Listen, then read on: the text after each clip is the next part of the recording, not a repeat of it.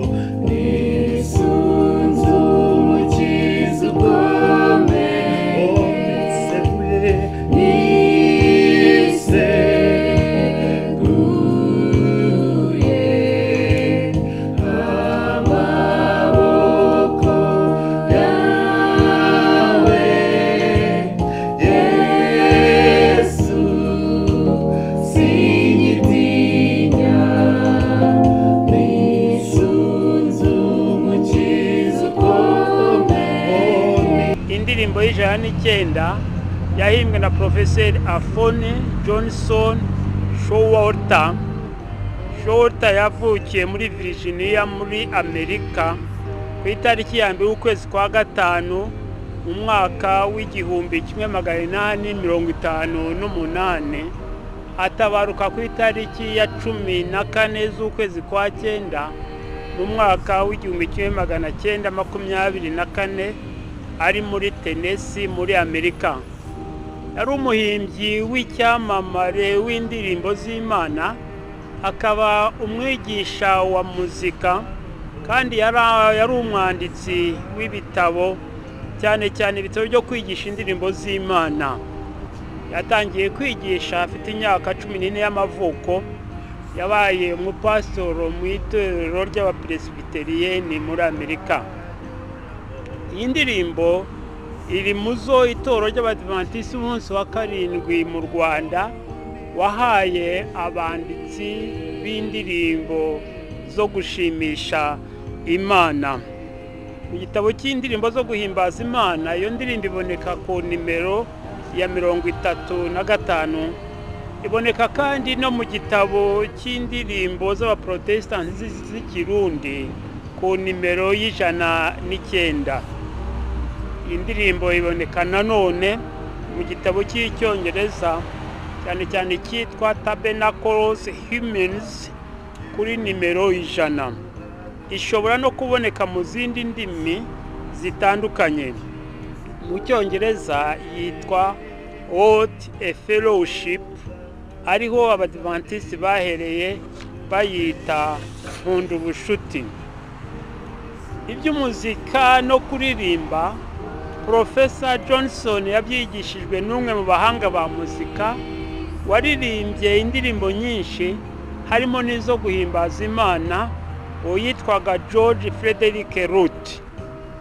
Uyu Frederick wavukiye muri Massachusetts muri Amerika tariki ya 30 z'ukwezi kwa munani mu mwaka w'1820, agatabaruka ari muri Maine muri Amerika tariki ya 6 z'ukwa munani mu mwaka w'1895.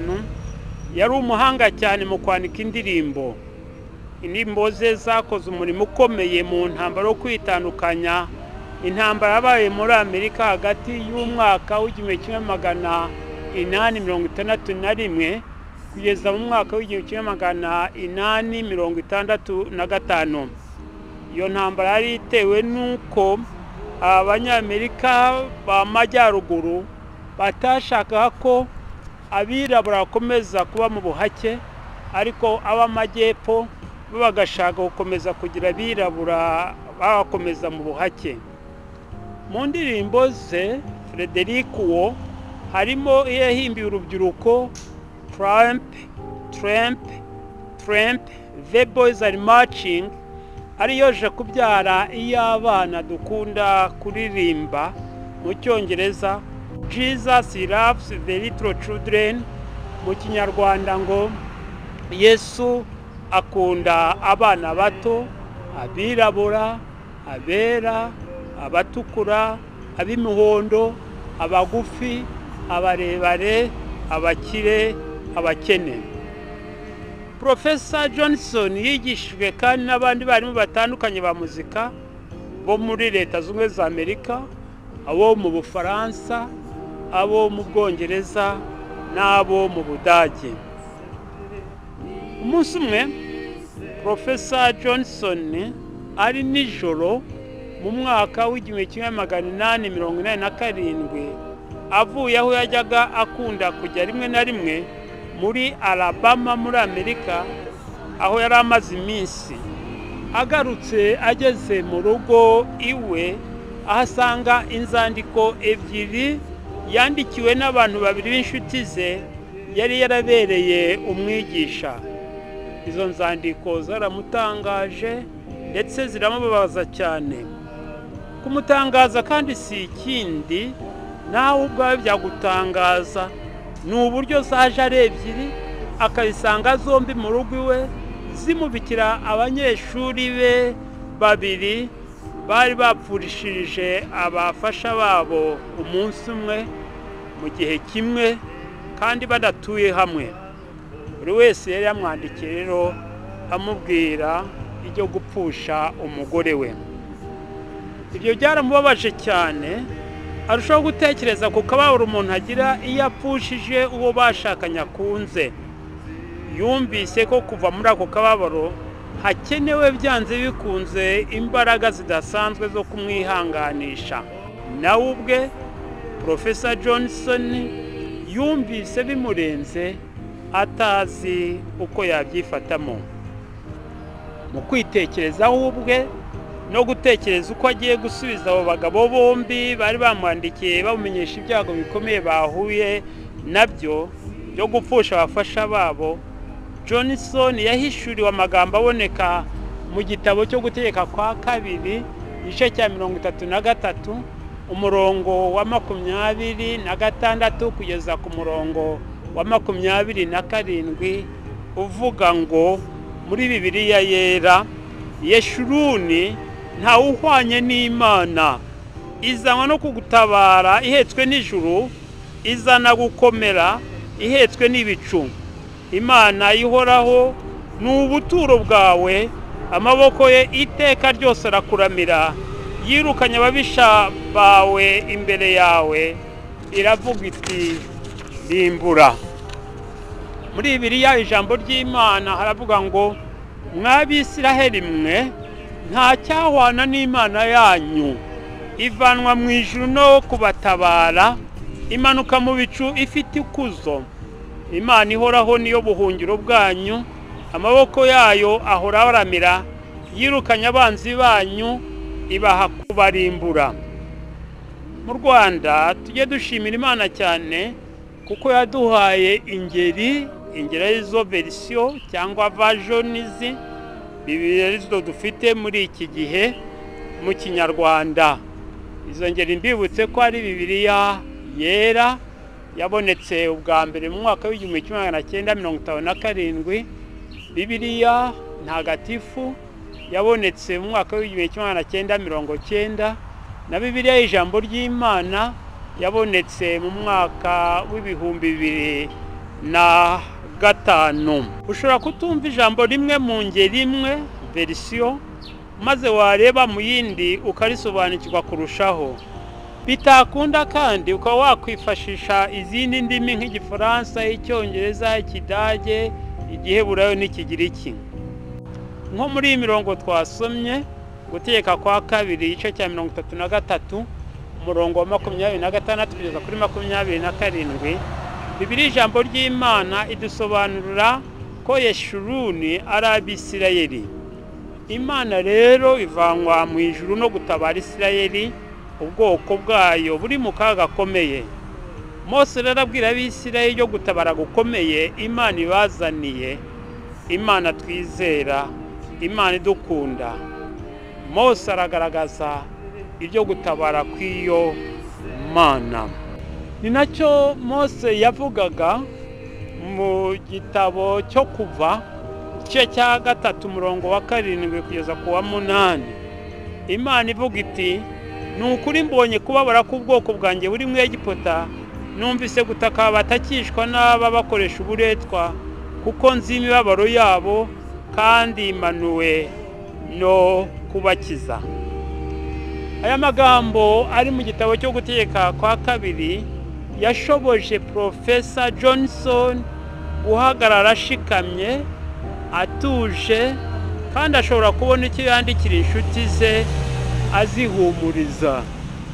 Yababwiye ko Imana ishobora kubatabara mu kababaro gakomeye bahuye nako. Ni Imana itagibira uko igenza, no hirya zero irandika nk'uko abantu bakunze kubivuga. Si abo bonyine gusa Profesa Johnson yatekerejeho, ahubwo yatekereje no ku bandi bantu benshi batandukanye bahura n'ibibazo bitari bimwe. Ibyo bibazo bishobora kuba ari ibyo gupusha umufasha nk'uko byagendekeye bagenzi cyangwa inshuti za Johnson, upusha umwana, upusha inshuti, upusha umuvandimwe. Ibyo bibazo bishobora kuba kubura icyo urya, gusenyerwa n'ibiza bitewe n'imvura nyinshi nk'uko byabaye mu turere tumwe mu Rwanda, cyangwa nk'uko birimo kubera mu Buhinde na Bangladesh muri iki gihe. Bishobora kuba kwibuka abawe bapfuye bazize Jenoside yakorewe Abatutsi mu mwaka w'igihumbi kimwe magana cyenda mirongo icyenda na kane, n'ingaruka bigufiteho uyu munsi. Ibyo bibazo bishobora kuba bitewe na COVID-19 n'ingaruka zayo, nko kubura akazi, kugabanirizwa umushahara, gusonza. Ibyo bibazo bishobora kuba kandi no kubyara upfusha, nk'uko bishobora kuba uburwayi bukomeye ndetse bigaragara ko butakira, n'ibindi bibazo bitandukanye umuntu abakirana nabyo agasanga bitakwihanganirwa.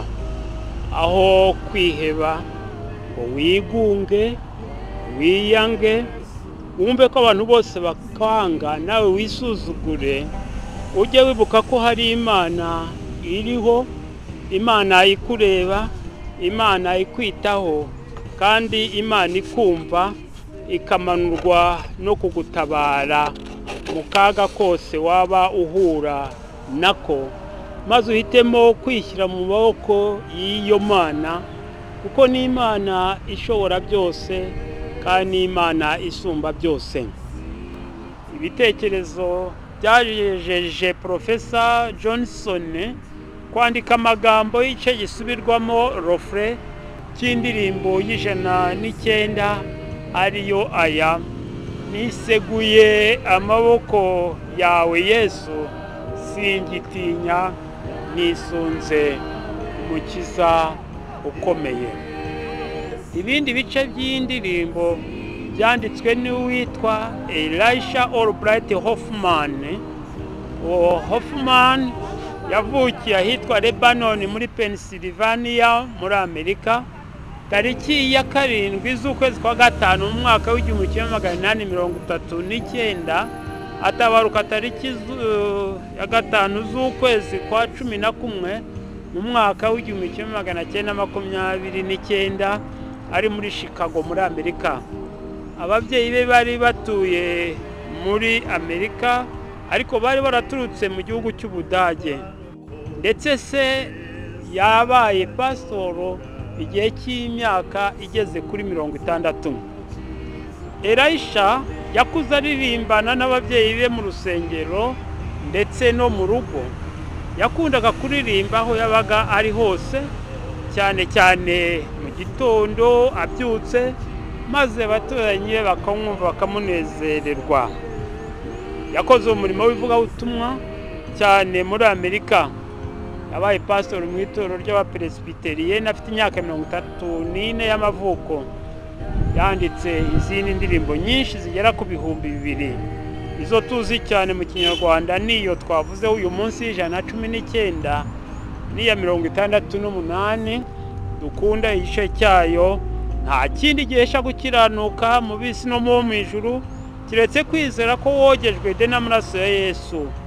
Akazi ikibazo, wogejwe na Yesu, watungarijwe n'amaraso ye, hari ubwo yakuhagisha amaraso ye, mbese imyambaro yawe irera. Umusiki w'indirimbo y'109 wahimbwe na Professor Johnson. Mu magambo Yesu yabwiye abigishwa basezeraho mbere yuko ahama abambwa ku musaraba kubera ibyaha n'ibyago byacu, harimo n'aya tubona muri Yohana igice cya 16:33 agira ati, mwisi mugira umbabaro ariko nimuhumure nanesheje isi. Aho niho tumenyera ko kubona Yesu ari byo giciro. Ureke mbabwire nshuti zanjye, Professor Johnson agezweho n'inkuru y'inshamugongo ivuye ku nshuti ze zabuze abafasha babo, yibutse kandi akomezwa n'ijambo ry'Imana rimenyesha ababaye ko Imana yiteguye kubatabara. Sinshidikanya izo nshuti ze zahumurijwe n'amagambo yazandikiye. Ndababwira rero kugira ngo twifatanye na Hoffman wanditse ibice bitatu by'iyi ndirimbo y'109, kandi twifatanye na Professor Johnson wanditse igice gisubirwamo Rofre, tutibagiwe kwifatanya n'abari abagabo babiri babuze abafasha babo bakundaga, maze turushaho kwisunga umukiza ukomeye kandi duhumurize abari mu ngorane z'ubuzima muri iki gihe, duhamya mu kwizera kwacu tuti, umutima wanjye ntuhagaze, nisunze umukiza ukomeye, ngumva neza ndi kumwe na Yesu, nisunze umukiza ukomeye, niseguye amaboko yawe Yesu, singitinya, nisunze umukiza ukomeye. Dusenga Imana. Mana Data, turagushima cyane kuzi ibigeragezo byose n'ingorane zose duhura nazo. Umuntu wese urimo gutaka ubu umwumve kandi umutabare. Umwuka wera adufashe twese kujya twubura amaso tukubone umanuwe no kudutabara no kuturengera. Twiseguye amaboko yawe, icyubahiro cyose ni icyawe. Tubisabye mu izina rya Yesu umwami kandi umukiza wacu. Amina. Imana iduhana imigisha. Murakoze.